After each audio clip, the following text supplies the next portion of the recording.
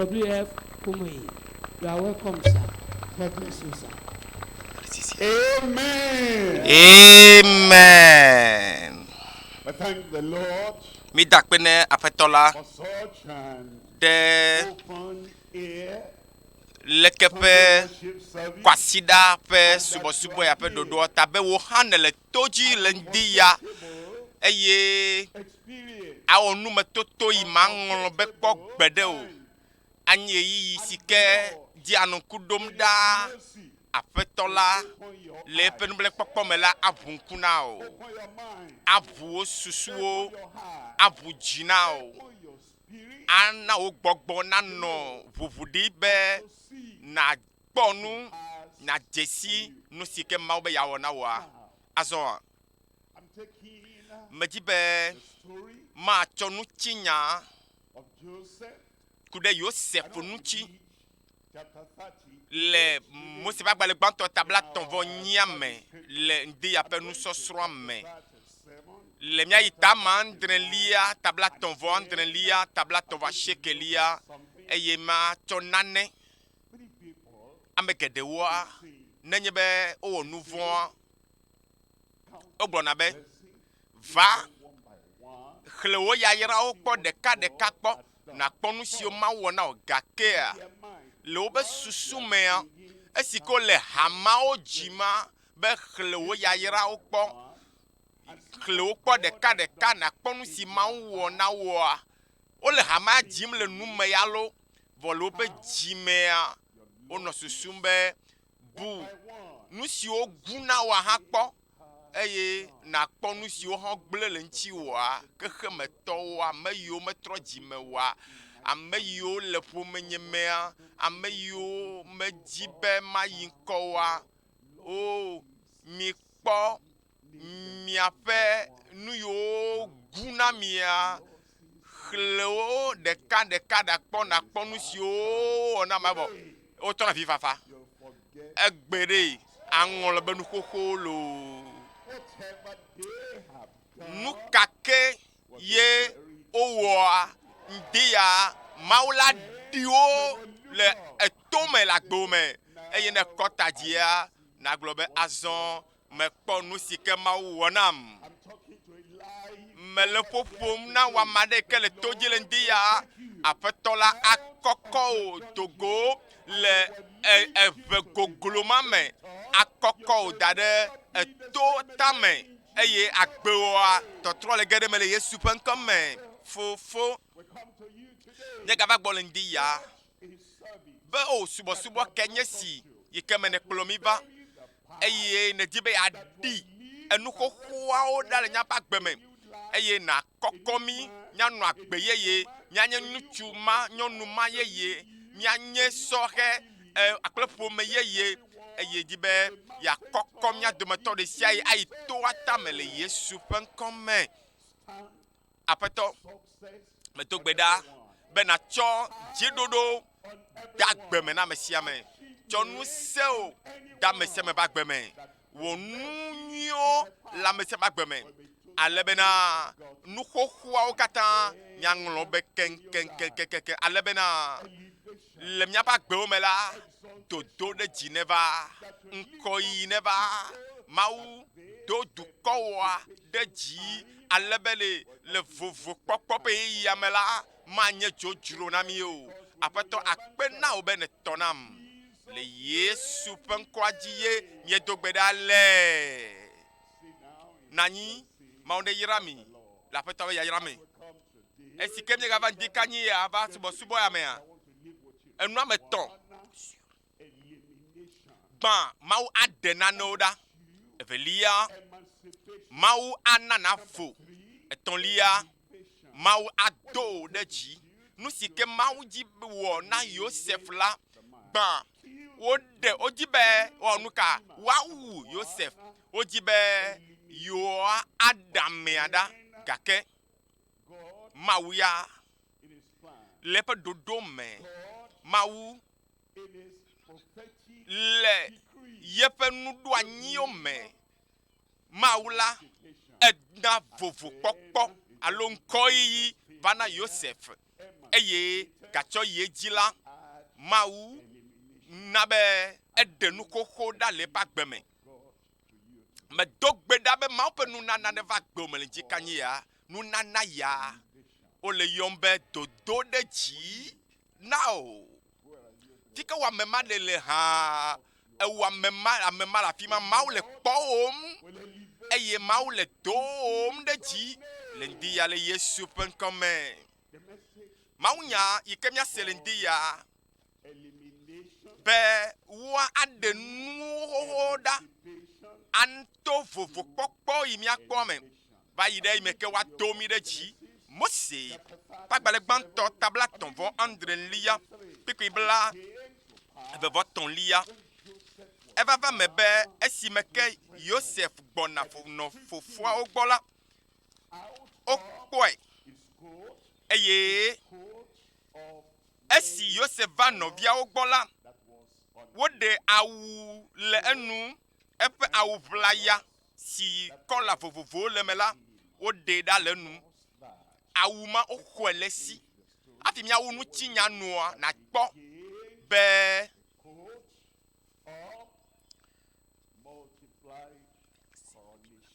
enyakpɔ be nuwoa mawu va ɖɔ fiakuku nɛ gbã awu nyui ke le si la woxɔe le si mawu gblɔ nɛ be Yosef megaha nu o nye ŋutɔ mawɔ awu yeye na o matɔ awu yeye na o eye maɖɔ fiakuku na o ale be na aŋlɔ be nu siwo woxɔ le asiwòa kpikpe la vevɔ nyilia ke Midian sitsalawo va to wo ŋuti yi eye woɖe Yosef le do la me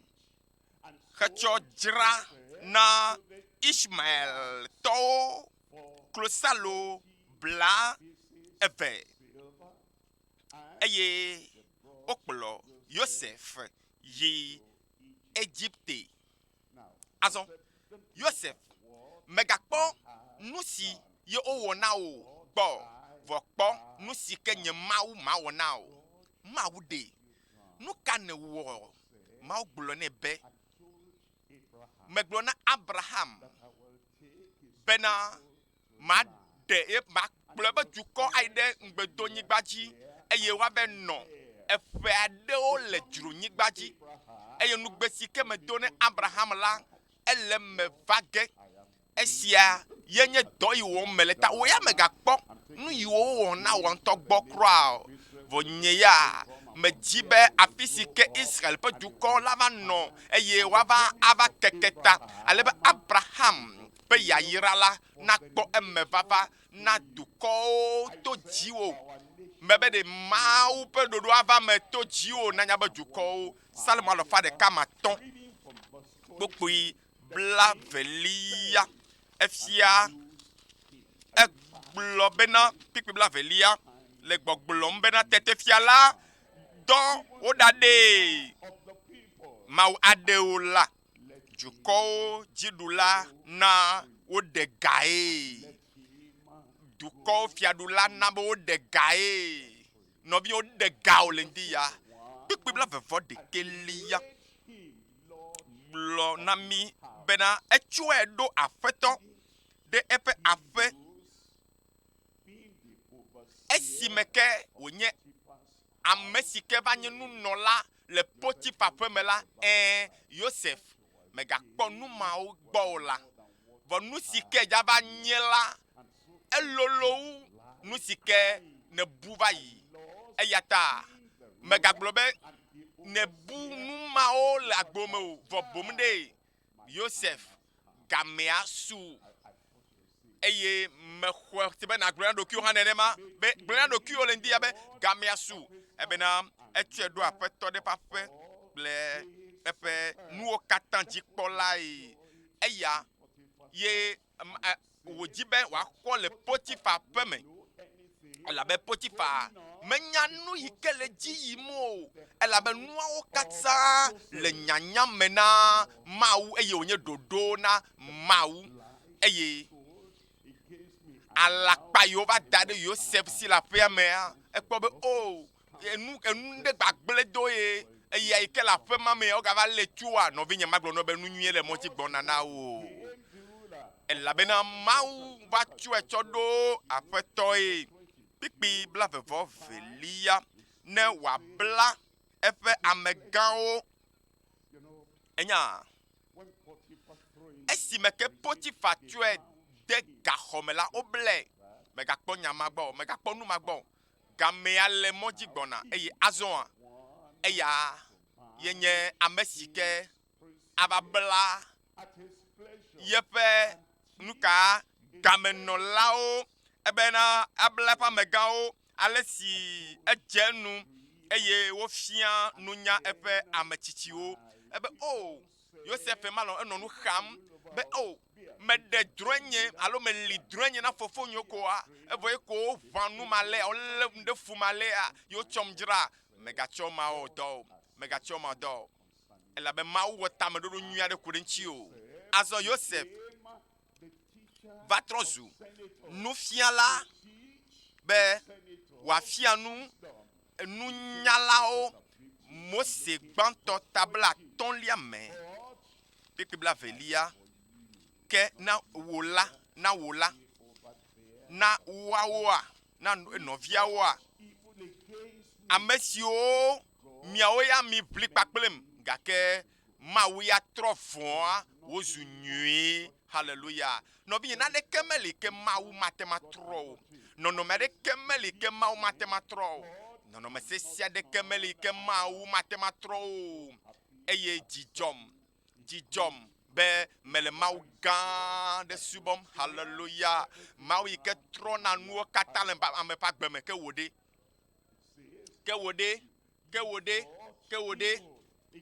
mebe ɖe miawo mi ɖo wogblɔ be woɖo vɔ ɖe nunye gake Mawu ya kpekpe la velia ma lo Mose gbãtɔ tabla 1 kpekpe la velia miawo mie susu vɔ ɖe nunye ke Mawu trɔe egbea Mawu la trɔ nuwo le agbewo me mebe Mawu la trɔ nuwo le agbewo me Mawu trɔe wozu nyui ta wobe yewoaɖewo ɖa gake Mawu ana navo eye wòado ɖe dzi nu ame 3 mafia mi le nudi ya nugbãtɔ miakpɔ gbegblẽ yi ke wobe yahe va Yosef dzi evelia mɔtatawo kple amentinɔnɔ si ke me Mawu to na wo vo etɔ̃lia nutsikɔkɔe ƒe agbo yi ke ʋu nɛ ye wò ge ɖe dodo ɖe dzi me nugbãtɔ miakpɔ awu ʋlaya kpakple fɔɖiɖi yi va Yosef ƒe agbeme yi ke na wo be yeaɖe ɖa nugbãtɔ amenuveve ƒe awu yi ke Yosef do gbã evelia miakpɔ fɔɖiɖi yi ke nɔ fofoawo ɖi ebe woʋã nui ye etɔ̃lia miakpɔ ale si ke Mawu aɖe ekpe nɔvia fofoawo Yosef be fofo la le aƒemea wonɔna agbe bubu eye wonɔ agamagbalẽ alo agama ƒe agbe nɔm aɖɔlina kɔ le agasiagame miava nugbãtɔa dzi miakpɔ nugbãtɔ yi ke matsɔ fia mia ye nye awu ʋlaya yi ke nye amenuveve ƒe awu yi ke Yosef do awu ʋlaya amenuveve ƒe awu ʋlaya si ke Yosef do Mose gbãtɔ tabla 1 kpekpe 8 tete Israël lɔ Yosef wu nɔviawo katã elabena enye ame siwo dzi le eƒe amegã kuku me eye wowɔ awu ʋlaya si ke me kɔla vovovowo le nɛ eya ye wokpɔ le gota vɔ nɔviwo le ememe la ɖekakpuia ya gblɔ be amenuveve ƒe awu le eƒe agbeme Ezaya tabla 2 kpekpe 3 Ezaya ƒe agbalẽ tabla 2 kpekpe 3 gblɔ be ne mata avɔ na Zion ƒe konyifalawo mana atsyɔ̃ɖoɖowo ɖe dzowɔ teƒe, dzidzɔmi ɖe konyifafa teƒe, atsyɔ̃vɔ ɖe gbɔgbɔ si nu tsikɔ na teƒe, eye woayɔ wò be dzɔdzɔenyenye ƒe logotsiwo, dzɔdzɔenyenye ƒe logotsiwo, nu si ke ye Yosef nye ye ma. Ele se gɔmea, nu ma yo wokpɔ le Yosef agbe me, eye wokpɔ nu ka dzɔdzɔenyenye ƒe logotsi le eƒe agbe me, Yehowa ƒe atibɔ si be yeatsɔ ade bubu eɖokui nukpikpi ewolia. Mele dzidzɔ kpɔm ɖe Yehowa nu, nye luʋɔ le aseye tsom ɖe Mawu nu, elabena eta xɔ na me ƒe avɔ nam, eye wòdo dzɔdzɔenyenye ƒe awu ʋlaya nam. Haleluya. Ekpea, ema ye nye nu si ke le dzime na Yosef, evɔ ele godoa, fofoa nɔ awu nyui yetoa tɔ ne akpɔm vɔ le memea. Yosef do nu ka dzɔdzɔenyenye ƒe awu, edo xɔxɔ ƒe awu, be wo hã nenema wole be woanɔ na woe ma, ale me nye be yewotsɔ nu vɔ̃wo ke wo la, ememea na adze ɖeka, adze tugbe le ememe, eye ame yiwo akpɔ ŋkuwo me ɖo yi le ŋdi kanya, eye woanɔ nu yiwo katã wɔm wole wɔm la, wonɔnɔ wɔm, nenye be le egodoa, nɔvinye, zezeme wòle godoa, edzo nyɔkpɔ wu ememetɔa, afi ma ye xaxa le ma, afi ma ye nya le ma, vɔ ne kpɔ Yosef la, ele be na ye ƒe ame ememetɔa ba wu nyuia do wu, eye nyagakpɔ nu velia le teƒe ma, nu velia le teƒe ya, ye nye Mawu mavɔmavɔ kpakple fɔɖiɖi ke nɔ nɔviawo dzi, tabla tɔvɔ andrelia, Mose gbãtɔ tabla tɔvɔ andrelia, kpekpe 17, eye wogblɔ na wo nɔewo bena mikpɔ drɔ̃ekula enye ekem gbɔna ɖa, azɔ womegayɔe be mía nɔvie ya gbɔna o lo, womegayɔe be míatɔ be vie ya gbɔna o, eye ame yawoa womegagblɔ be mía nɔvie ya gbɔna o la, ebe mikpɔ drɔ̃ekula ma gbɔna, azɔa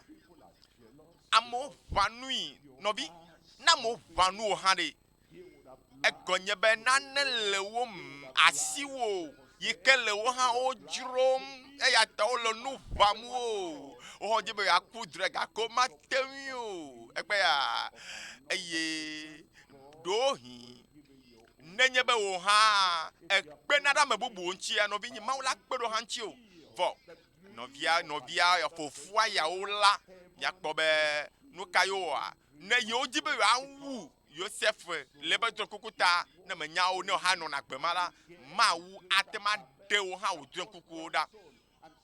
eya ta miakpɔ be wogblɔ be kpɔɖa, drɔ̃ekula nye kem gbɔna ɖa, kpekpe bla velia, ebe mina mia wui, mi wo vɔ mate ŋui o, me be mate ŋui o la, o mate ŋu o. Mawu si ke le dziƒoa, Mawu fofo la, Mawu vi la, Mawu gbɔgbɔ kɔkɔe la, wogblɔ koko be mina miadoe ɖe dzi, ele sia ta, wo ne nutega ɖo, azɔa, dala yawo, ame yawo me ɖeke nyam oa, ame yawo yo me ɖo nutega ɖeke oa, ame ya yo si nu se ɖeke me le oa, wo be yeawui. O, fike wodza kpɔ nu sia le atsɔ abe yeawɔ nu yi ke womate ma wɔ o mate ma wui o, ɖewo te wuia, o mate ma wui o. Mawu dɔn o ɖo ɖa be na wɔ nane, be na awɔ dɔ ɖe nɔvinye, ele wɔ ge godoo, haleluya, wɔ agbe ma ɖe hã, kɔ asi dzi le radio agbɔ ma kpɔ ɖa, Mawu ne ɖo kpe dzi le wɔ agbe me le Yesu ƒe ŋkɔ me. Meka nu yiwo katã dzɔ va yi tsã o, nɔvinye, nu mɔ katã dzɔ bena Mawu na kɔkɔ aɖo teƒe si ke ayia, eye wo be onuka yo onuka ale be mia tu afugbe ne mia glo be lan wa dai de vuvui e ke manya kpo ale sie pe droin la ava azu nobi mawo yi ke tro gbagbe nu kuku a aga tro gbagbe o ke obe de yo akpo nu sike ye pe droin kuku ava azu vo ma dibe obe esike yo va Egypte a o va kpo de kakpuya de eye o dzrado dawu abe Egypte to ene eye o va o glo be mia mewe ve mienye ame de kala feme ame de kaya mega lagbe o bo ame ma yo bo be ma lagbe o la eye ma me nkume o le ma o ma te wi o la o ko se be mega li o ko se be yo wu vo titre be nu se aga fon wo da gbe ke hallelujah eye wo je klo le fe nkume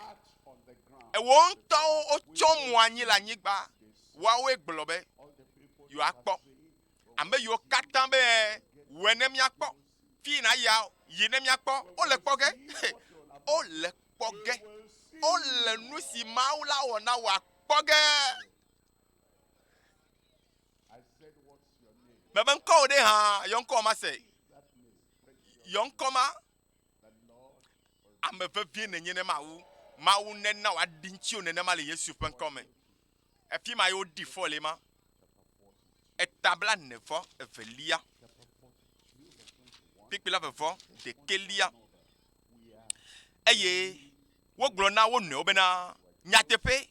nya no bi tae nu si ava mi ajido ela bena esimie kpo abe yo jago yo tomejo yo nto yo nyabe yo tomejo chokude yo novita aha novi oma yike drekula aha azo mi va kpo be yo jago a esi meke wo kpo mi ela bena esi ke mi kpo ale si jiji foi eye wo fo koko na mila mie dotokui o seveve de nu yo wata ameyo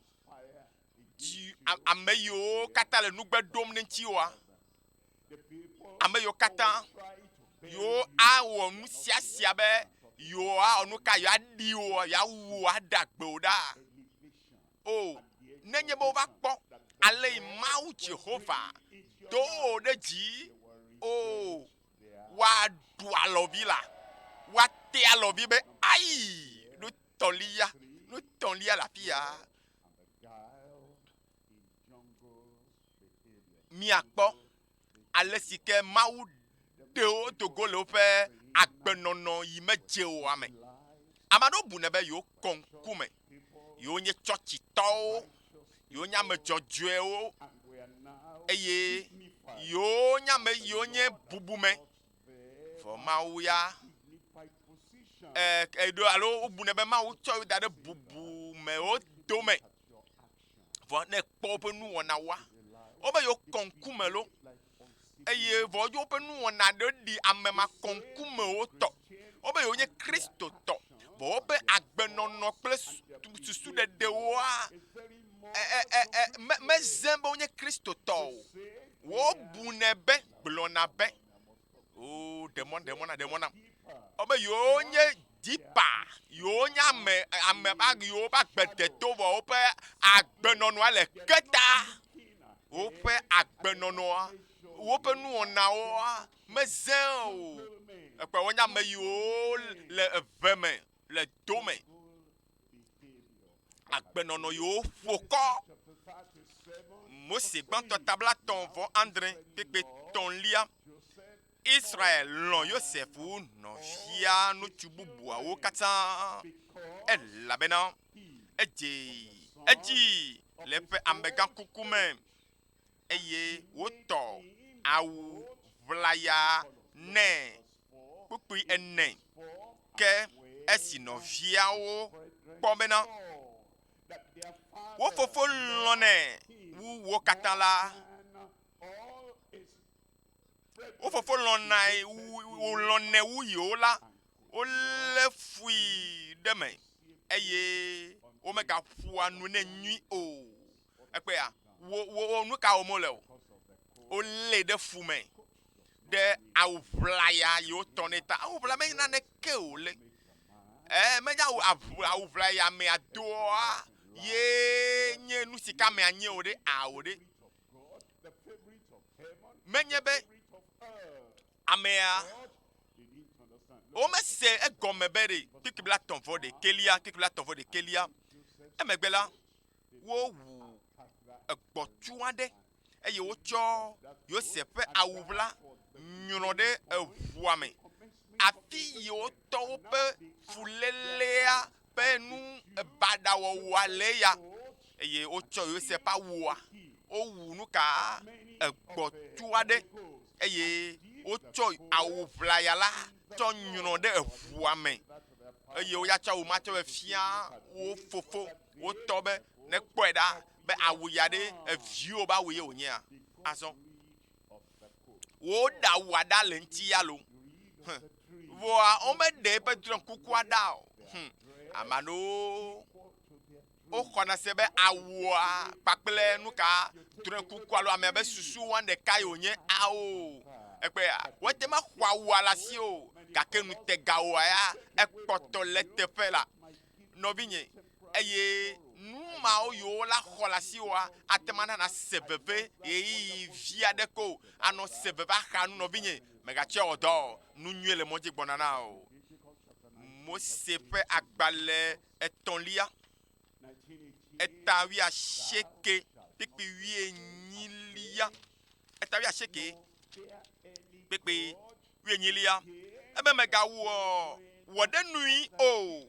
mega le domejoe si wo du comme vi wo dona o la di o kabom ta meka awvlaya yika me o do aye we ya me do a no vinye bibla bede mega vanu alo mega wo de nui na du comme vi o alo ale domejui de asi o kabom na lo ha ovi abe dokuone nyenye Jehova nu kata be nyenye Yehova egomede egome be edanya mega de dio edanya meyeye o edanya me ameli koko ebe nyai megloa ye ko meglo eda le jijime koko ame o alo eda le jijime yeye siame o ebe yenye Yehova la eye maula bedela me tiana memeo eye me kwa menkumeo eye otone toabe kpobe awuyade efi otoya ekpe agbenono yo foke agbenono yo me devina meo eye ameyo chona ope ne novi owo na wa awowo denua agbenono ma me damagio agbenono ma me fiao eye edefia be naneke mi pe a do yin gado mo wa ne kpo be ne du nane ye no ma jefodo magina o akwa no to me bulum na o novio ma be jibe nya no agbenma o nom be wa va no to me blem na nya no kuo agbenono nu wona ano agbenom abe taplatie enlawe ne la nyebe fodidi leme anyabe vondondro la va pa tio le lekepe fulele domejidodo pakple wodenu wowo ta afetoa akasi jiolende ya eye na jesi be be malefu novi ovoa anyabe hape gameligbona nao alebe ma do domejede novi onu o yenu yo kata ma do na wa o hanele khoke godo bona la raja gbo be amen nya gbova apa eveliaji nya gbo motatao yo plo Joseph choide fofo popo ame ekpe atifo maula enno Joseph nchi diploma wiya eya etamone siayi dziƒo mawu ya from the house of the tso father, aƒe me kaka yi fofoa gbɔ the road, le mɔa dzi Dothan, tsɔ yi kaka va yi ɖe Dotan that's why,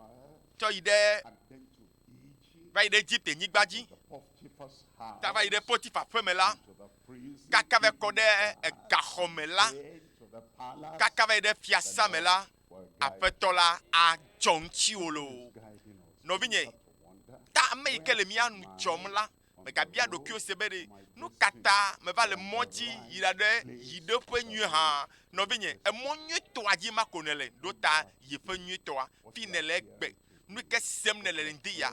nu si ke fiam le kɔasi ɖe ame ya nɔvi eya magblɔ nɔ be ele teƒe nyuitɔa yi la kplɔ tsɔe ɖe yi ƒe nyuitɔa gblɔe mla se be mele right road, le teƒe in the nyuitɔa right place, le mɔ nyuitɔa dzi towards my tso ɖo ta destiny. yi ƒe nyuitɔnyea Number one, the Nu inner gbãtɔ. garment of purity miakpɔ dzɔdzɔenyenye ƒe ememe ƒe awu si ke maƒo ɖi o nu velia ememe ƒe awu si ke wòdo le gaxɔ me nu tɔ̃lia miakpɔ awu ƒlaya si ke wòdo hena ŋkɔyeyi si ke womate ma aɖe ɖa o nu gbãtɔ se ɖa matsɔ fia o dzɔdzɔenyenye ƒe ememe ƒe awu ƒlaya si ke womate ma axɔ le si o womate ma xɔe le si o Mose ƒe agbalẽ gbãtɔ tabla tɔ̃ vɔ asiekelia ebe ame aɖeke meƒo ta nam wu le aƒe sia me o elabena ewoe nye srɔ̃a aleke gɔ̃ mawɔ nu vɔ̃ gã sia eye aleke gɔ̃ la mawɔ Yosef ma le ƒoƒo nenema meka nenye o drɔ̃ekula Yosef ɖe eye drɔ̃ekula ame yi ke ɖo ŋutega eme yi ke ɖo yi ƒe nyui be woakɔkɔe da ɖe to tame nɔvi nenye be wò susu megale ŋutegawoa dzi o kple afi yi ke be yeayi oa afi mae Satana la ve nɔ tsaka wo ɖe ŋuti elabe eya hafi wònɔ tsã ebui ebui ebe ŋusẽ teƒe kɔkɔ yi ke Mawu de ɖo tsã ege le afi ma edzi be ame sia ame hã na abu yeƒe mɔkpɔkpɔ vɔ nenye be nɔvi susuwo katã va ɖe ɖa le mɔkpɔkpɔwo dzi ye eva ŋlɔ be ame yi ke nenyea eye tsɔtsi ko ne vana ava ɖo ŋku edzi be menye Mawu ƒe vi o be menye fia gã ƒe vi o be menu te ga le asi nye nɔvinye tsɔtsi koe alo ne le Mawu nya gblɔm koe eɖo na ŋku nu mawo dzi vɔa le agbenɔnɔa le tsɔtsia godoa megaɖo na ŋku ame yi ke nenye dzi oa eye susuwo dzo ɖa le yiƒewoa ŋutia eye susuwo megale Mawu yi ke yɔ gbɔa nɔvinye afi ma la va nɔ agbe tsakatsaka agbe baɖabaɖa nɔm elabe megale ɖo ŋkuwo yiƒewoa dzi vɔ Yosef ɖe keto na se yebe susu nɔna nu dzi gasia game meŋlɔ be nuwo o gblɔ be nye hã nye maŋlɔ be nu nyuie mawo be yeawɔ na me o ebe ɖe aleke mawɔ nu vɔ̃ gã sia eye mada vo le nye Mawu dzi o nyɔnu ya ɖeɖi mete nu o lo elabe dɔtsɔla alo ame dɔdɔ ɖe wònye le Yosef ŋuti be yeawu drɔ̃ekukua le me yeagblẽ dome nɛ nɔvinye ne Satana le gagla su dem lãme na wo ne futɔwo yiwo le yome na woa nɔvinye wò ya ɖe gbɔgbɔ kɔkɔe le ŋusẽ dom wò ya Mawu ƒe gbɔgbɔ ele kplɔm ɖe magblɔ nɔ be nenye be futɔ mawoa ɖeɖi mate wo nuwoa wò hã ɖeɖi mate nuwo haleluya ebe aleke enye ame si ke memɔ ƒe gbɔgbɔ le aleke la wɔ be nyɔnu yi ke me ŋutega mele o ava sese wu enye si ke me ŋutega le o nɔvinye medo gbe ɖa be womakpe dzi o lo kpikpi 12 kpikpi 12 him eye wole by his garment. klepe awublaya ekwe awublaya ma At home, la feme they hated him for that garment. ole awumata yo le fuido ye o khwele si azo le Potiphar feme la nyɔnu hã be mele le o ge la ma fia o kokoko male awu ake o galɛ nɔvi nye o be le o ge o lo o ma le o la o ma kpe dzi o eye wo gble awu la ɖe ƒe alɔme Joseph nu kata gble awu ʋaya ɖe alɔme nam ɖo elabe ebubu le asi nye ke lolowoe ma awu yi ke gadzi anyi yi ke nye nuwɔla alo ŋkɔyila ƒe awu la ele ŋkɔ na amedze be do ta xɔe ma afa elabena awu ʋlaya bubu yi ke womate xɔ le asi nye o la ele asi nye eye woda asi le ŋuti ne nyɔnua mia katã mi nya ŋuti nya vɔ nyɔnua tsɔ awu ya wu la eye wotsɔ be kaʋatso da alakpa ɖe Joseph ŋuti be ɖekadze ava be yeava gble ye ŋuti la be ye xɔ awu ale si ekpea o nyɔnu manya ɖe la nyɔnu manya ɖe eye menye be dzɔdzɔenyenye ƒe awu aɖe le Joseph me yi ke ya womexɔnɛ le si o ebe mi te xɔ egodoto alo mi te xɔ gota ƒe awua menye be nu gã le ŋkɔ le mɔdzi gbɔna nam dzɔdzɔenyenye ƒe awu nya dzɔdzɔenyenye ƒe awu nya li mi ma xɔ ya le asi nye o ele dzime na o ele su asi o gblɔ be mele xɔe gblɔ be me xɔe ame aɖeke ma xɔe ya le asi o Mateo etama atɔ̃ kpekpe ame enyilia woayra ame siwo dza le woƒe dzime elabena woawoe akpɔ Mawu nenye be mekpɔtɔ lé awu ma da ɖi kple nyɔnua mi le awu aʋlim be tsɔ na wu nye nam nyɔnua be dze ma ɖe asi o tsɔ awu nye na ɖohia ava te ma ɖu edzi fa eye ɖohi ememe ƒe awua hã la vuvu alo la xɔe le si bo be gbeɖe xɔe ma ya ememe ƒe awu nya ne nɔ anyi na kpoo agbewo me ɖe le dɔ me yewo fi kake na kpɔ ɖokuiwo le la nu kake wo be yaxɔ le asi o nu kake wo la be yafi yaxɔ sesetɔ le asi wa nɔvi nye ememe ƒe dzɔdzɔenye ƒe awua ya le da ɖi me be le da ɖi gblɔ mawuviwo ƒe amen gã aɖe ma se ɖa amen nu velia awu si ke ye wòdo le gaxɔme eyi ke naneke matem aɖɔ le teƒe o mi kpɔ be nu ka yewo wɔ nɛ o yiwo ɖe awu ma ɖe ŋuti vɔa azɔ eva yi ɖe gaxɔme wotsɔ gamenɔlawo ƒe awu tsɔ do nɛ nyemedzi be ame ɖeka na ɖe foto elabe awu yi medo fifia gamenɔlawo ƒe awu ye medo ema mewɔ naneke o mewɔ naneke o elabe gamenɔlawo ƒe awu ma yi ne doa ema ɖe medza nɔ anyi ɖa o medza nɔ anyi ɖa o la eyi via ɖe koe nu ka me ke me tom ne le la eyi via ɖe koe eye zã ɖea ele dege dadage ɖi gblɔ na be ame etabla nevɔ ɖeke Mose gbãtɔ tabla nevɔ ɖeke kpikpi 14 Mose gbãtɔ tabla nevɔ ɖeke kpikpi 14 egblɔ be tete Farao tɔ woyi dayɔ Joseph vɛ enumake woɖee le gaxɔa me eye woko ta ɖɔli eƒe awuawo hafi yi ɖe Farao gbɔ hallelujah egaɖɔli awu efia le yɔ mazɔ ta eɖe gamenɔlawo ƒe awua tsɔ da ɖi egbea nukpe ƒe awu ma ne doa Yesu le ɖe ɖe le agbewo me o fɔ bubu ƒe awu ma yi wodo na wo bu fɔ wo mebu fɔ o ŋti ya Yesu le ɖe awu ma ɖa le ŋuti o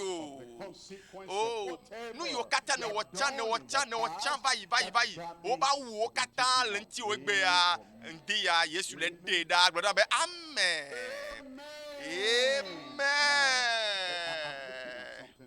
magatsɔ nu tɔxɛ aɖe tsɔ fia mi tabla nevɔ ɖekea kpekpe bla nevɔ ade kpekpe bla nevɔ ade matsɔ nane tsɔ fia me sia me minɔ to dzi nyuie ɖe Yosef xɔ ƒe neni maha ƒe blatɔ̃ esime wòtsitre ɖe Egypte fia Pharaon ƒe ŋkume. Yosef xɔ ƒe blaetɔ̃ esime ke wòtsitre ɖe Egypte fia Pharaon ƒe ŋkume. Azɔ ma ado nufiala ƒe awu. Exɔ ƒe 19 esime ke fofoa dɔe ɖo ɖe be wòayi fofoawo gbɔ eye wotsɔe dzra na Ismaeltɔwo le ƒe mayi me le ƒe 19 xɔxɔa me eye wòva Potifa ƒe me eye nuwɔa esime ke wòva yi ɖe Pharaon ƒe ŋkume la exɔ ƒe blaetɔ̃. No ɖe 19 le blatɔ̃ me la ekpɔtɔ neni hã 8 eye ɖoyi kpɔ gbegblẽwo kakla ɖa tso ƒomea gbɔ nukaka ƒe yiyiwo nɔvi emɔ nyi ɣeyiɣi ɖewo ko ƒe 8 eye azɔ kpɔ tabla atɔ̃a kpokpui blavevɔve Mose gbatɔ tabla atɔ̃ kpekpe blavevɔvelia Yosef kple fofoa wonɔ Egypte nyigba dzi. Yosef xɔ ƒe neni 100 kple ewo ƒe 100 kple ewo ne ɖe ƒe blatɔ̃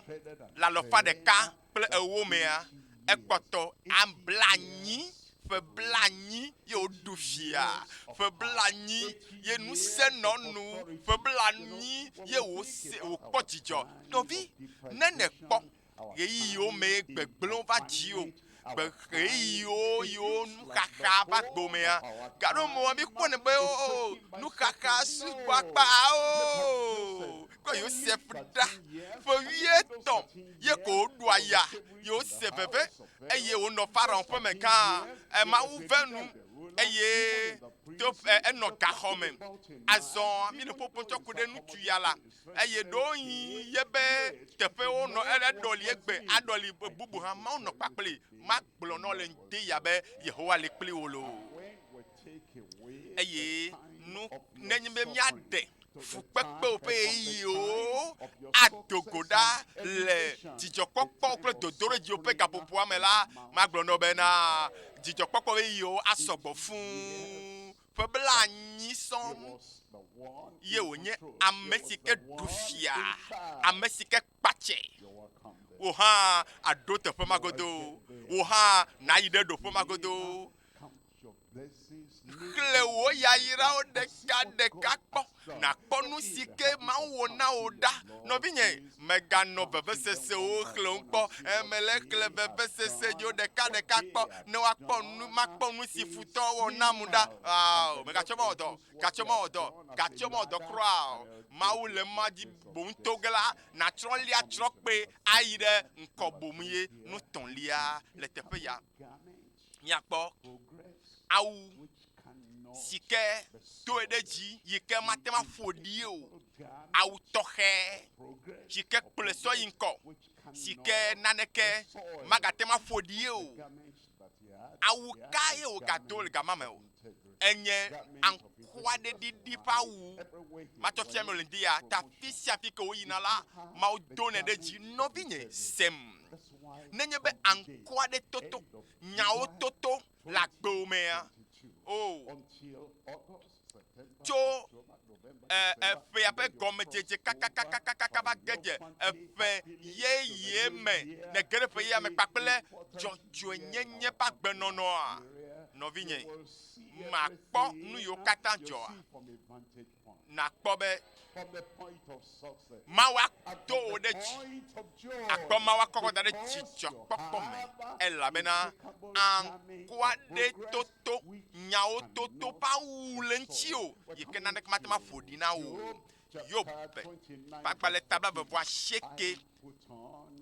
righteousness Yo papa taba vovo asheke. Ebe echo jojo nyenye ke donam. Abe au ene. chapter 27, Job chapter 27. Tabla vovo andre liaison. Pipi aton lia. Eglobe na ne demegbe kha chokbo nyebe ma chonami. Nye ma senu le nye fom madi nu o. Pipi ma tenlia. Eglobe malé nye jɔjɔe nye meda sisesie oh no bi nye kpɔ menye ale Yosef anu agbea ebe de dasi awuma ya xɔedzo fa nye ma dasi dzinye be jɔjɔe nye ba wo ya na xɔ le si o pipa me wia ndre lia egblɔ be na ekema deko wa tu wo dzro ame jɔjɔe atsɔ wo ata eye ame maɖi fɔ a ma wo klosalowo meto gbe be Yehowa ne tutu nu ƒoɖiwo ɖe le agbewo me le Yesu ƒe ŋkɔme mawo ƒe ŋusẽ ne ɖo nuwo Yehowa ne na be anɔ kpɔ ŋusẽ ɖe dzi meto gbe ɖa be Yehowa medi be yakpɔ wo be na gbɔdzɔ magbɔdzɔ wo lo Yosef kpɔ afi ke wòve nɔ le Yosef ƒe me ɖa ye ŋutɔ gblɔ be kpɔ nu yiwo katã le dzɔdzɔm ɖe dzinye ɖa eye wotsɔm tsɔ dzra ɖe Ismaeltɔwo eye wòva le vevesese nuxaxa nublanitɔ nyenye me eye eva Potifa ƒe me nutsoa megbɔdzɔ lo ekpɔtɔ ŋusẽ le nu magblɔ nɔ be ŋusẽ la nɔ nuwo ɖaa nyɔnua va da alakpa gã ɖe nu eye ne xɔ se be nu ya nye mewɔ o la wobe nye wɔe la woƒo ɖi ŋkɔ nam la nɔvinye maɖeke ma ƒo ɖi ŋkɔ na o maɖeke ma ƒo ɖi ŋkɔ na o eye azɔa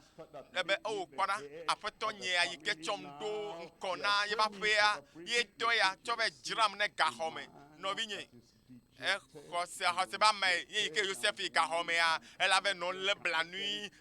ade moto gbeɖe lo Yosef kpɔtɔ le ɖokui ale gbegbe be ame si ke nye gaxɔa dzi kpɔla be meke nya me ya Yosef va kplɔ amewo le afi ya ewoe la kplɔ amewo la ekpe ame ma yiwo exɔ se be amewo gbe nu le gbɔ kpɔ nu yiwo wɔ nam ɖa nye me ŋusẽ ɖeke mele nu yiwo le konyi fama Yosef mefa konyi aɖeke ŋutɔ nɔvinye elabena nenye be enye ame yi ke fana konyi xana nu gasiagama ame aɖeke ma dzi be yeade ha kpakple o vɔ ekpea gake Yosef be ɖe me nu yiwo gblɔa yenye nya o menye nu yiwo wɔ kpakple me wonye nya o vɔ nu yiwo Mawu nusrɔ̃ katã gblɔ ɖe nu nye be manye la yenye vevietɔa eme la nɔ ŋusẽ dome o mebia be ŋusẽ ne do ɖe me o ne ge ɖe me le ŋdi ya nu ka ne nu mabiɔ be ɖe nyaka yo gblɔ ku ɖe ŋuti o ye etsɔ zãme ne se kɔa evɔ ye ko no xa nu edziwo gbã eye woe nye ŋutsu ya ɖeke nyɔnu ɖeke be aha tso menyanya yi ke dzɔdzɔm enya yiwo le gblɔ ku ɖe ŋuti o le WhatsApp kple nɔviwo dzia o tso yi fia ɖeke koe yi ɖe WhatsApp dzi koe yi YouTube dzi koe ame sia me le nyawo gblɔ wobe o nɔvi megatsɔ nu yiwo gblɔm wole atsɔ wɔ dɔ ɖo yi wodzi be yava ɖe dzi le ƒo na woe ma boŋ la ma ƒe ŋusẽ le me o medo gbe ɖa aƒetɔ ne na nasem ɖe dzi lo nu kake nase o nu kake nakpɔ o nu kake woagblɔ o nu kake wola gblɔ ku ɖe ŋuti o la nu mawo ma nana gbɔdzɔ o lo haleluya eye Yosef nye Mawu ƒe vi dzɔdzɔetɔ eye yeƒe alɔwo dza Bibla bena ame ma anɔ kpɔ ŋusẽ ɖe dzi ŋusẽ fika wɔ ame ma ɖe hã amen gblɔna be amen enu yeye ke na o ɖoƒe kɔkɔe Mawu kɔ da ɖo mebe Mawu kɔ da ɖe teƒe yeye edze gɔme le agbo me le ŋdi ya le Yesu ƒe ŋkɔme Yuda ƒe agbalẽ kpikple vɔ ɖekelia Yuda ƒe agbalẽ kpikple vɔ ɖekelia egblɔ bena dzra mia ɖokui ɖo le Mawu ƒe lɔlɔ̃ la me nu katã ebe abaleke mawu le kplɔwo mawu le mɔ tam na wo de ebe de wo hã dzra ɖokuiwo ɖo Potifa be srɔ̃te va gake nɔvi nye dzra ɖokuiwo ɖo le egaxɔme nɔnɔme ya dzra ɖokuiwo ɖo lebe na ɖokuiwo dziɖe le ƒo na wo ya ebe dzra ɖokuiwo ɖo ete se nyawo ku ɖe ŋutiwo kpata wo kpa nyawo ɖe ŋutiwo dzra ɖokuiwo ɖo le Mawu ƒe lɔlɔ̃ la me anɔ Aƒetɔ la Yesu Kristo ƒe ɖeɖefia lalam kple vɔvɔ enelia gblɔ be ke ame si atem alé mi ɖe asi eye miagakli nu o gblɔna be amen ame si ŋusẽwo katã tɔ la eya o ele yome na wo la enɔ te kpɔ wo la elɔ̃ wo ale gbegbe medi be nadze anyi o yeƒe dzidzi Aƒetɔ ƒe dzidzi na woe nye be ɖe nanye nu kɔkɔ nanye amegã tsɔ wu ame yiwo le kekea me le nugbe ɖom ɖe ŋuti o eye ŋusẽwo katã tɔ la tsɔ ɖe le me na wo la eya ta ebe ya ame si ke atem alé mi ɖe asi be miagakli nu o eye wòatem atsɔ mi ɖe tsitre ɖe eƒe ŋutikɔkɔe ƒe ŋkume mɔkakamanɔŋutitɔ la egblɔ bena Hebrew vɔvɔ 5 ebe Mawu ɖeka hɔ̃ ko kple mia xɔla Yesu Kristo mia Aƒetɔ la di etɔ na nye nu ka kafukafu ganyenye dziɖoɖo ŋusẽ ɖa si tso mavɔ me yi ɖe mavɔ me mawuviwo ne gblɔna bena amen eva me le agbo me vɔ miava ɖo ƒe 3 na Mawu nyazɔ nu ka nyakpɔ le teƒe veve ya o nyakpɔ nutsi kɔkɔe ba gbo nutsi kɔkɔe ba gboa yi me wòto ge ɖe toto ɖe dzi me trɔ gbɔ va Mose ƒe agbalẽ gbãtɔ ta 41 nɔvi ma gblɔ na wo be Yosef la eto agbo geɖewo me gbã etoa dɔe ɖo ɖa be na akpɔ fofowo ɖa agbonu wòto afi dzo ye ekema esi ke nɔviawo tsɔe dzra la ye wotsɔe dzra tsɔe sa le du bubu mea Egyptea agbonuwo gato ge ɖe duma hã me esi ke wòage ɖe Potifa ƒe me la agbonu wogato ge ɖe hama ƒe me azɔa woakplɔe ɖe gaxɔ me eye wòdza be woaʋu gaxɔa ne afi woayi ɖe Farao ƒe ŋkume la agbonu wogato ta nɔnɔme mɔ katã la wonye agbo vovovowo yiwo le kplɔm ge ɖe ŋuti kɔkɔ me nɔvi nye agbo ɖe sia ɖe eɖanye woɖe asi aŋɔ yibɔ nɛ o woɖe asi aŋɔ dzẽ nɛ o woɖe asi aŋɔ ŋutisiɖiɖi nɛ o woɖe asi aŋɔ he nɛ o agbo vovovo mɔ le agbo me la nɔvi nye woakplɔe ɖe ŋuti kɔkɔe me megakpɔ kɔla yiwo si na agboa o agbo ma ɖe ye dza kplɔ o tsɔ yi ɖe teƒe si ke Aƒetɔ la ɖo ɖi na o be nayi nuwo katã he anyuie va nana ame siwo lɔ̃na Mawu ame siwo yɔ ɖe yeƒe aɖamɖoɖo nyui la nu eya ta eɖo la se gɔme be agbo mawoa menye Mawu wɔe be yeatsɔ wɔ vɔ o Mawu medo akɔlɔe o meda alɔ o enye be agbo yiwo katã yiwo ɖe mɔ eye ele wo me tom le yiyim la woawoe la kplɔ tsɔe ɖe ŋuti kɔkɔe va agboa me woado ɖe dzi fi ka me ma ɖe hã dodo ɖe dzi le va na o fi ka nyɔnu ma ɖe Aƒetɔ ne ɖo kpe dzi le woagbe me le ŋdi ya nua me tɔn magatsɔ fia mi le teƒe ya keto kete nyuie awu nyui si ke me kɔla vovovowo me le nu 3 viɖe gã si ke me kɔ gbegblẽ ɖo ɖeke me le o 3 ŋutikɔkɔe ƒe ŋutikɔkɔe gã ɖe míava nu gbãtɔa dzi míakpɔ awu nyui si ke nyakpɔ tsɔ wu awu ʋlaya yiwo do nea Genesis 41. míakpɔ Mose ƒe agbalẽ gbãtɔ Reading from tabla verse 91 kpekpe 14. Genesis chapter 41. Mose gbãtɔ tabla 91 kpekpe 14. Tete Pharaon dɔn wo yi dayɔ Yosef vee. Enumake wo ɖe le gaxɔa me eye woko ta dɔli eƒe awuwo hafi yi ɖe Pharaon gbɔ. Fi yi ɖe Pharaon gbɔ. Kpekpe 42 lia gblɔ be eye Pharaon ɖe eƒe ŋkɔsigɛ emenye adzekpakpa ƒe ŋkɔsigɛ le esi hetsɔe do na Yosef eye wòdo aklaɖa biɖibiɖi wu nɛ eye eyome la wòtsɔ sika kɔsɔkɔsɔ de kɔ nɛ ekpea mikpɔ awu ʋlaya yi wòva do azɔ enyo wu fofo xoxobo tsɔ wu eyi ke to atɔ ne yewo xɔ le sie eye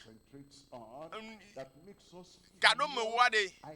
enu yiwo le dzɔdzɔm ɖe mía dzia ale ne tsɔ susu da ɖe dzia woawoe ana akpɔ dzidzɔ loo anɔ nu xam vɔ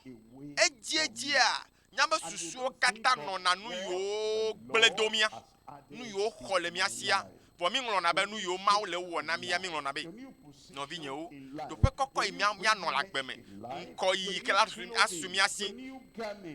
awu ʋlaya kple dodo ɖe dzi yiwo katã la va na mía míaƒe susua menɔna nu mawoea dzi o lo míaƒe susuwo katã nɔna nu yiwo gblẽ do mí nu yiwo xɔ na mía ƒe 13 va yia woxɔ ya le asinye eye nyemaŋlɔ be tɔŋkpɔ gbe ɖe o nɔvinye me Yosef ya o lo me Yosef ye o Yosef ya mewɔ nenema o magblɔ no enye be nu nyuie le mɔdzi gbɔna na yi to gbɔ be woxɔ nane le asiwo hã magblɔ na o be nu nyui aɖe le mɔdzi gbɔna na o haleluya maɖo ŋkue dzi na o be Yosef la amedzro wònye le dua me eye ale yiwo wɔna kaka ame va trɔ suna dzumevi le afi ma meto ɖoɖo mawo katã me o lo eye Yosef me ameha menɔ si o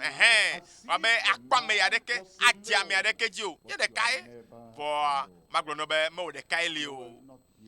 mebe wò ɖeka matsi anyi o la mele akogo o dziƒo Mawu la ele kpli o eye nu kake dzɔ va yi nu kake me ne to la Yehowa ato dzi eye nu yiwo gblɔ na wo la ana wòava me le wòagbe me azɔ Yosef do dzi ɖe Yehowa nu wòva do awu nyuiwo yiwo nyakpɔwo tsɔ wu awu ʋlaya yi ke etoa tɔ nɛ novelia yi ke le akpɔ le afi ya nyakpɔ viɖe nyuiwo yiwo kpɔ tsɔ wu nu gbegblẽwo yiwo ye nyɔnua be yeahe ƒe agbe me ekpea nyɔnua be ɖe Potifa be srɔ̃ma lo ebe va la ne mana nu ya ɖeke la nu nyuie le asinye mana wo la akpɔ vi ɖe le gbɔnye la Yosef gblɔ be awo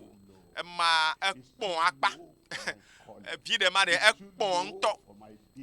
meɖo asi kɔkɔ nam o ema eɖiɖi ŋkpɔtɔ eya ta ekpɔ vi ɖe gã o enyawo magblɔ me le ŋdi ya la mebe ɖe vi ɖe gã la su asi o eƒe yiwo la vava gaƒoƒo yiwo le ŋkɔ na gbɔna nɔvinye ana wo nu si ke medze agbagba na o Mawu la tsɔ va da ɖe akɔme na o dziƒo Mawu la ana o vi ɖe gãgãgãwo yiwo wo ŋutɔ asinudɔ matema wɔa ye Yehowa la tsɔ ɖe akɔme na wo le Yesu ƒe ŋkɔme eya ta megaɖe mɔ be enu yiwo nye enu yiwo futɔwo kpakple nyɔnu ma wonye enu ho kpɔtsɔe wotsɔ le ɖo akɔme na woa tsɔ nu mɔ kɔ ɖe akpa ɖeka tsɔ kɔƒu gbe eye vi ɖe gã yi ke nyakpɔwu enu ƒoɖiwoa na su asi wo kpekpe 43 le tabla 91 me Mawu ne yra mi le ŋdi ya I said I agree. Bebe nu nyuiwo le nkɔmawo ya na mendi ya la. Gblɔna be amen. Eye Second chariot. emegbe la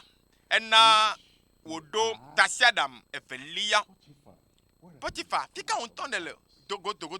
va. Yɔ, ame aɖee ma lo. Ele tasiaɖam kum le aƒewo ŋkume. Potifa, fika ne le. Yɔ, Potifa srɔ̃. Ame ɖe ma va kpɔe ɖa la. O hã ele nu kpɔ ge la. They've thrown him into the prison. Wotsɔe ƒu gbe ɖe gaxɔ me. Wole tu. Anger of Potiphar. Eye woxɔe se be Potifa ƒe dziku la va gblẽ dome nɛ. Mate ŋu be futɔwo be dziku ma gblẽ dome na wo la. Azɔ Farao la eva na be wòaku tasiaɖam evelia eye wo katã wonɔ gbɔgblɔm be midze klo nɛ ale woɖoe Egipte nyigba la katã nu kpekpe bla 9 Farao gblɔ na Yosef bena nye Farao ke ne wòe amelɔ̃ wo la ne melɔ̃ wo la ame aɖeke matem akɔ eƒe asi alo afɔ dzi le Egipte nyigba blibo la katã dzi o. Ebe Yosef ne wò ya melɔ̃ wo la ame aɖeke ŋutɔ magate ma kɔ asi alo akɔ afɔ dzi le Egipte nyigba dzi o. Nɔvi enya ma gblɔ nɔ le ŋde yɛ nye be nu yi ke le ŋgɔ na wo gbɔna elolo wu nu yiwo katã dzɔ ɖe dziwo va yi loo. Mawu ƒe nufiame na wo le ŋdi yɛ nye be megakpɔ nu yiwo dzɔ va yi ɖe dziwo va yi o. Vɔ kpɔ nu yiwo le dzɔdzɔe etsi yiwo le srato agakpe la me le gbɔna na o. Agbewoa Mawu ya lé be nɛ. Mawu la dzrae ɖo eye nu yiwo katã ye futɔwo bui be alo wo ŋutɔ ne bui be futɔwo xɔ le sia dziƒo va gbɔsɔsɔ viɖe nu nyuiwo nu kɔkɔwo nu gãgãwo yiwo wu nu yiwo wo ŋutɔ ne xɔ se be ye bu va yi tsã nu mawoe Mawu ya wɔ na o le Yesu ƒe ŋkɔ me. Nutɔ̃lia le teƒe ya miakpɔ ŋutikɔkɔe gã yi ke wu amegbetɔwo ƒe viɖe yi ke woana me. Ekpea enɔ Farao ƒe akpata me lo. Ebe enya me le atse kpam le aƒenye dzi enyo. Ebe anye amegã ɖe agblenyewo dzi ehã ganyo. Potifa ɖeka le Egipte dukɔmetɔwo dometɔ ɖeka me eye enu teƒe vi ma koe nɔ Potifa si ye wotsɔ Yosef tsɔ ɖo nu vɔ azɔa ana wo ya enya hafi nadzo le keke ya me anyigba ya dzia akpɔ Yehowa ƒe nyagblɔɖiwo ƒe mevava le agbewo me hafi adzo le anyigba ya dzi. Ŋutikɔkɔe gã aɖe kple teƒe ɖoɖo yi ke awu amegbetɔwo tɔ tabla 9:5 kpekpe 8 ebe migblɔ bubu si katã miekpɔ le Egipte nyigba dzi kple nu siwo katã miekpɔ la migblɔ fia fofonye eye netsɔ miakplɔ fofonye va afi sia. Fofonye ke tɔ awu ʋlaya nam eye wotsɔe nyrɔ ɖe awu eʋu me tsɔ va fia fofonye bui be meku vɔ tɔnye nu vɔ vɔ nutsi kɔkɔe ƒe Mawu yi ke gbɔ agbe nukukuwoa etrɔ gbɔmagbe kpɔ le Egipte nyigba blibo la katã dzia no be yeanɔ agbe aɖu nua gbɔnye yewo vana eye miawo hã mi va gbɔnye tso fofonye ƒe me va eye mi be yoa miakple etɔwo mia fofo ne mianɔ agbe gbɔnye miava mi be gblɔ na fofonye be nyemeku me le agbe ne me dzesi etɔwoa magblɔ na tɔwo be ɖe ewo le ɖo tom be eviwa ike wo nenya me kuolo Your future has not died. etchomewa Your ekpoto le teƒe destiny has not yeƒe died. nyuiwo akpɔtɔ le teƒe If I know your relative, nenye be medzesi amenyanyewo aƒometɔwoa your secondary ne school medzesi miakplɔme yiwo katã nɔ gɔme dzesukua me va nɔ kɔlɛdzi kaka mi va katã mi xɔ ɖaseɖegbalẽ va yia ne medzesi miakplɔme yiwo katã wɔ dɔ va yi kpɔ ame yiwo katã buna be wo be ame ma ku vɔ xoxo domegble ne vɔ xoxo ame ma wɔna vɔ le nu xoxo vɔa madɔ ame ɖo ɖa wo wherever they are, fi kake wo le o announce maɖe gbeƒã na wo le ŋdi ya woase be my brother, fofonye ya nɔvi nyɔnu ya friend, xɔlɔnye ya family, ƒometɔnye ya yi ke le afi ma you are not dead. meku o You are alive. ele agbe The glory that is to eye come nutsi kɔkɔe yi ke le ŋkɔgbana alolo akɔkɔ anyowu esi yiwo katã bu ne va yi rise up. tso le ŋdi ya le ŋtsi kɔkɔe ma me nɔvinye tsitre ŋdi ya le ŋtsi kɔkɔe wa me nɔvinye tsitre radioa gbɔ le ŋtsi kɔkɔea me eye na mia ŋku To the past. eŋkui ne mia le ŋdi ya egɔnye be emia ŋku do nu xoxo Open emia ŋku na nu xoxo eye ne do gbe ɖa kakakakakakakaka ye ne ʋu ŋkuvia le ŋdi kanyi ya anye be enu yeye ke na wo azɔ le ŋdi kanyi azɔ mia ŋku azɔ anɔ mia ŋku do nu xoxoawo azɔ do gbe ɖa be yehowa that prophecy, o nyagblɔɖi ma that destiny, yiƒe ma thing that enu the Lord ma is yi ke saying, Mawu ŋutɔ le gblɔ be ordained for ye you. ɖo be yeawɔ na ma o ŋtsi kɔkɔe gã ma asɔ asi nye nɔgblɔ nɛ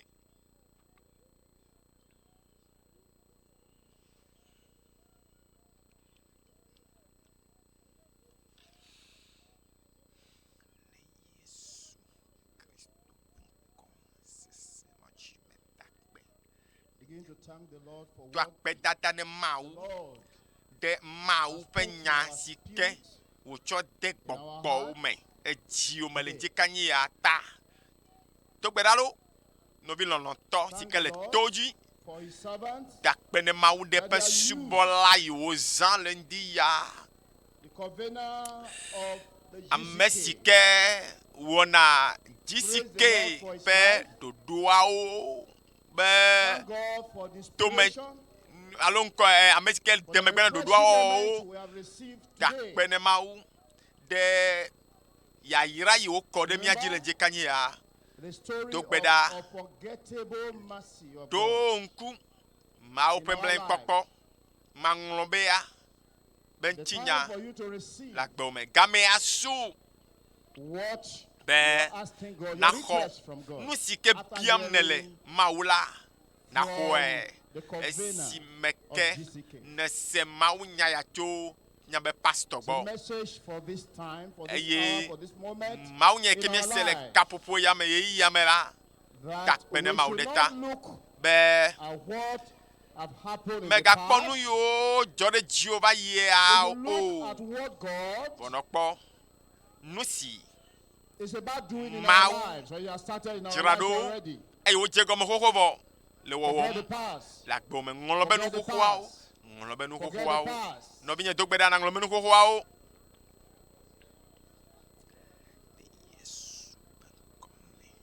Don't count mega the nɔ losses. nu yiwo gblẽ do wa Count xlẽme o all the blessings from bɔbɔm la God xlẽ Mawu ƒe yayrawo into your life. ɖeka kpɔ this hour, this le moment. gaƒoƒo ya me The Lord is Yame. about doing a new thing. aƒetɔ la le dzra ɖo From what God has awɔ nu revealed to us yeye aɖe na wo le ŋdekanye ya nu yiwo from katã the Mawu convener of the ɖe GCK. fia o to miabe pastor dzi le There ŋdekanye is ya no condition that God, nɔnɔme aɖeke Cannot mele si ke Mawu meɖɔli na o no metrɔna o condition, no situation nɔnɔme aɖeke meli o that God ke Mawu cannot change mate matrɔ o in our le lives. nyabe agbewo me o As you go through all the gates, esi me ke they are leading us miato agbo to glory vovovoawo me from la God. woawoe la kplɔ mi age ɖe Yehowa me be ŋtsi We are all kɔkɔea me candidates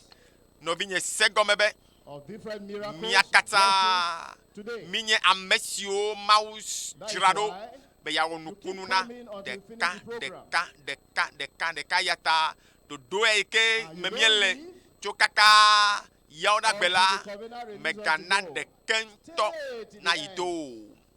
kpɔ Stay gome until the end. le dodoa me kaka va God se has ɖe something esi ke miawo nu le bla for us ɖagbe as we continue. elabe mawu akpɔtɔ anɔ mia yram esi me ke mianɔ egbɔ vam esia The yi Lord that reassures o mawu gana mi of kaka ɖe dzi Joseph inward beauty. egana mi kaka ɖe dzi le ŋdi ya tsɔ ku That's ɖe what we should maintain. ale si ke Yosef la Time for us elé bena to get that yeƒe awu purity of heart. ememetɔa yi ke nye That's what dzɔdzɔe made nyenye ƒe awu Joseph eyae receive the wɔe be abundance of Yosef God's la ekpɔ agbɔsɔsɔ le Yehowa Mawu gbɔ Tell the Lord, open ne your Mawu be, heart unto the Lord vo even now. dziwo ne Mawu le ŋdi kanyi ya And tell the Lord ena to ne Yehowa Mawu be to cleanse the heart, klɔ nye dzi ŋtsi to wash you clean, and put that le garment tsi of nam eye righteousness natsɔ dzɔdzɔe nyenye ƒe awu do to nam qualify you Mawu le tsi nam to receive the blessings, be fulfilled maxɔ blessing from the Lord. yayrawo tso gbɔwò le ŋdi kanyi ya The brethren hallelujah of Joseph Yosef nɔviwo did la not support the dream wo that God gave to him. medasi ɖe nutega yi ke Mawu ɖe fia Yosef dzi You o waste your time, ele wole ƒe yiwo gum everything in your life when you try to kill somebody's dream. nenye You be have a big dream before us ebe yagble alo that enɔbitɔ require our all. mabi oa GCK wohatɔwoa is a mabi dream o of God eya through the ta covenant. Mawu Big dream. kpe gbɔ be ɖoɖo yiwo me mi Require le ya our la time, ele nanam be nutega our yeyiwo talents,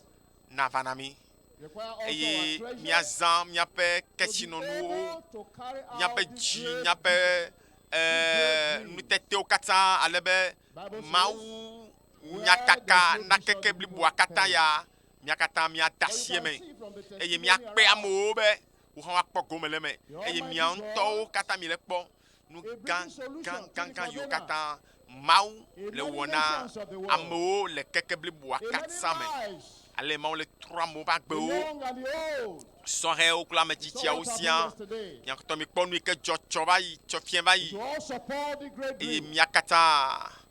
mi ɖo la When God, a at the right time, nɔ megbe give you. na leke ƒe Don't try nyanyui to kaka make ƒe anything ɖoɖo funny ya to na kill kekea the dream. katã edogbe ɖa be Mawue Wherever you are, and nutega you're yiwo hearing us katã now, le asinye le ɖe fiam la put all your wone energy va me nam wone in this va me great nam vision eye nutega ya yi ke that Mawu tsɔ da you can ɖe get the mía blessings dzia of the Lord. mía axɔ They yayra tried to kill the mía dream, kpɔ yayra but tso they me could not do it. wodze be yewoaɖe ntega ɖa gake All womate their ma efforts wɔe were o wasted. woƒe agbagbadzedzo katã zu Let us pray dzodzo and dedicate our lives nɔvinye trɔ tsɔ all over the agbewo world na Mawu yeye le ŋdekanyia tsɔ in this agbewo great da asi ne Mawu worship le him, mawunya yi the ke ne global se worship, ŋdekanyia vɔ megbe togbe ɖa where you have done anything against the dream, nenye if be against GCK, repent wo now. ŋutɔwo ne le agbe aɖe nɔm Call upon the yiwo Lord la xe mɔ ne mɔ be yayra agbo me la to forgive you, trɔ le dziwo me le to ŋdekanyia cleanse you bia mawo be tsɔtsɔ ke le ŋdekanyia of this be activity. wo hã nanye yayra yiwo From gblɔ ɖe God, mía dzi from what you are de ya saying, ƒe God has confirmed gome it kpɔ la over yayra and ƒe over gome and kpɔ over. la le Yesu Kristo ƒe ŋkɔ me And as long as you are participating, eye zi ale si ke nyanɔ kpɔ gome you are le in the ɖeke right ƒe path ɖoɖoa me to la your destiny. magblɔ nɔ be ele mɔwa dzi ɖo ta yi ƒe Once you are nyuiwoa giving your time, ne tsɔ gaƒoƒo na your prayers, do gbe ɖa your skill, nu you nyuiwɔwɔwo are in the right ne path, tsɔ nu sẽwo katã na Mawu be right way to yeasubɔea your destiny. magblɔ nɔ be mɔ nyuitɔa dzie ma ne lé do ta Pray that we should not lose wo focus. etsɔ me nyui yi ke le ŋkɔ na o Far GCK is tsɔ concerned, gbedodoɖa yi gbedodoɖa dzi yi gbedodoɖa don't lose dzi focus at yi all. gbedodoɖa dzi tsɔ dziwo Because kple agbewo katã na this is aƒetɔ le what ŋdi the kanyia Almighty God has for us at this time. elabe eya nye nu si ke Mawu be yeawɔ na woa If you are not eya staying to wogblɔ the na wo le end ŋdi kanyia every day, kpe and gbɔ you are be not staying till the covenant release us to ɖoɖo go, yi ke me mi le ya megblɔ va yi tsã be you don't know akpɔ where gome your le wo miracle will katã come. me You elabe don't know menya where ye your ka blessings yi will come. Yehowa ƒe nukunuwo ava gbewo me o menya ye ka yi Mawu ayra wo agbe o The covenant told us Mawu nyagblɔla na mi nya be. Our enemies cannot catch us. Miabe futɔ mate ma le mi o. Because of Elabena. the inner holiness, inner righteousness, inner purity Dzɔdzɔe that we have, nyenye. that God has placed inside. Ememetɔ That's why si ke Mawu tsɔ they de do mia me la. not stop Joseph. Ele mia Go me. and take over. Eya nɔ Yosef me. Eya kela nɔ hã me o. Eya ta wo mate ma le o. The garment of shame, Nukpɛ. the garment of suffering. Fododo pa wi God ne is do. removing them now. Do As gbe da we be pray, Yehowa. God is removing them now. De da la gbenye melendi ya no do gbe da. And God is De ready nukpɛ ba wa to do. lift us up. Vlododo me ba wa the do. way he did for Yehowa Joseph. dom de dzi. Pray. Abale ne Oh do God. Yosef de dzi ne Yehowa. Do a new thing in my Oh, heart and wo in nu my ye life. ya de la gbenye me. No vi le do gbe da radio agbo wa. De le Joseph yo ma o le je kanye ya. Yosef stood with God by the word God had eno revealed to Mawu him, pe nyame. and the Lord Eye o kept tsɔ him nya free. yi Mawu de fie The la. Lord will do the same thing for Tsɔ us. wɔ dɔ do gbe da be aƒetɔ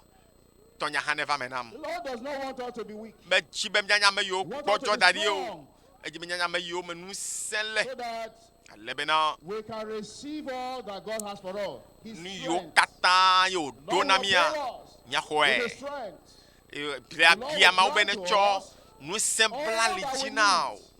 Ne to tsɔ be nu sẽ about de me o be nu how to sẽ nanɔ nu fulfill o. this GCK dream. Eye nutega yiwo wòɖe fia wa na va Whatever me. told us, Mawu nyagblɔla na mi nya be whatever you hear, nu kake ne sea, whatever you see, nu kake ne kpɔa cannot weaken you. mate ma gbɔdzɔ o. The Lord is by our side. Aƒetɔ la The ele Almighty kple mi. God Nusrɔ̃ is katãtɔ la looking for you. ele dzi o. Is looking for me. Ele dzi nye hã In a time like this, le to gaƒoƒo lift us abe ya up. tɔ enea be yeado mi ɖe dzi. Miraculous elevation. Ado mi ɖe dzi nukunutɔe. What a mighty God we serve. O Mawu gã ke nye sia subɔ There are míele. many gates, Agbo we are told. vovovowo li yi ke me Every míato. situation that come our way. Wɔwoe nye nɔnɔme vovovo yiwo la va dzɔ ɖe There mía are different dzi. gates Wowɔ God katã allow them wonye agbowo yiwo to me bring to míele. us Megaɖe to mɔ glory. be eya na So when they are going akpɔdzɔ on, bom just la. trust the Lord. Mawu ɖe mɔ be nato me age Lord ɖe will lead nutsi kɔkɔea everyone me. to glory. Me sia me ne do gbe ɖa Tell bia all Mawu be that aƒetɔ people, they should not do me worry. ɖe dzi. They should Yehowa not panic. do me ɖe dzi. They should not be Yehowa afraid do me ɖe dzi. Eye As they nato na come ame bubuawo hã be to attend the Mi meeting gavɔ̃ o. Tuesday night. mi va Invite other people kpɔ to gome come. le God's dutoƒo word nyanyue kaka ya me na kekea katã me kaka va se ɖe blaɖagbe wòtsrɔ̃ hafi ne míakpa. Eye ne le wɔm le amewo kpem va be wo hã woanɔ se mawunya le radioa dzi la. Joseph depended on Mawu la God. yra o. Eye gatsɔ yi dzi la. And God Yehowa Almighty will give us ayra o. something Abe le ke wòyra Yosef ene abe Yosef that we have do lost. dzi ɖe Mawu nu. Nɔvinyewo What hã is coming do ahead dzi ɖe Mawu nu. is greater. Ebe nu si ke than what le we ŋkɔ left Mawu behind. awɔ na mi la elolo ale gbegbe. The news is Ekeke ale that gbegbe. you have not died. Nyanyue nye bena I have not died. Announce it all over. maku o. Nye hã You nye are maku still o. alive. Ekpɔtɔ nɔ agbe. And God has not Eye finished Mawu all that He has for nu yiwo us. katã wòɖo be yeawɔ na mia mekpɔ wɔe vɔ o. Thank God for the man of God. Dakpe ne Mawu ɖe be subɔla yiwo zã dzi kanyi ya To bring tsɔ this yra mi wonderful blessing, tsɔ Mawu nya refreshing moment veve ya to us. tsɔ va gbɔ agbe mi le In dzi kanyi ya. Jesus' Le name we Yesu pray. ƒe ŋkɔa dzi miedo gbe ɖa le. Almighty Father, we thank Mawu you very nusrɔ̃ much katãtɔ akpe na wo. for your servant you Te have used subɔla yi ne zã to send eye ne tsɔ dɔ His word, your word to wo us. nya do ɖe nyaƒe agbewo me. We are grateful. Mawu Lord. mieda akpe na wo ale We gbegbe. thank you for what O mieda akpe is happening in our be nu hearts yiwo all dzɔ over the world right le now. míaƒe dziwo me kple keke blibo la katã me. We pray that, Yehowa Lord, miedo as gbe we ɖa continue be abiding, si me ke míakpɔtɔ as we continue focusing on anɔ this gbɔ o, great dream, anɔ amenuveve ya me eye nutega gã ya míanɔ me la yayra wo ne nɔ dzi ɖe dzi na mi le Yesu ƒe ŋkɔ me. the sick, we are seeing them, they are getting healed. Mekpɔ be dɔnɔwo le haya Without even prayer before the time. eye womedo gbe ɖa gɔ hã o. That Game lady mesu went na to gbedodro rose gake up Mawu dɔnɔwo and ŋutɔ le walked haya without vɔ. those sticks. I was there myself. apeto nyento me While I'm kwepelenku praying, I'm me asking, bia le we need njika more nyia of that. be ga onukunu gangan o na mo yo le do tomi le radio aji le dodo ya me